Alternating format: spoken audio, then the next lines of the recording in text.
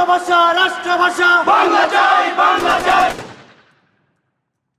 52 রক্তিম প্রভাতে শহীদের আত্মদানে অর্জিত আমাদের প্রাণের বাংলা ভাষা।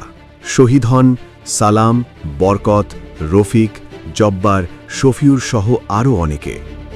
এই শহীদদের আত্মত্যাগের বিনিময়ে রাষ্ট্রভাষার স্বীকৃতি পায় বাংলা ভাষা, কিন্তু আমাদের অজান্তেই মলিন হয়ে আছে আমাদের ভাষা।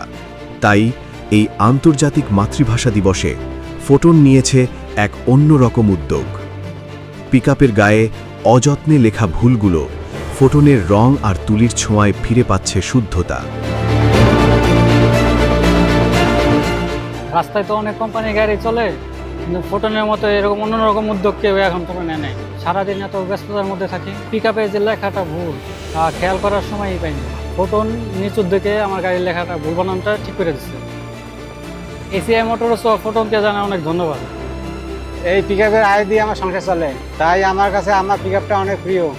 আমার পিকআপে কিছু বানান ভুল ছিল, ভাষা দিবসের ফোটন যত্নের সাথে আমার প্রিয় পিকআপে ভুল লেখাটা সঠিক করে দিছে, তাই ফোটনকে জানাই অনেক ধন্যবাদ।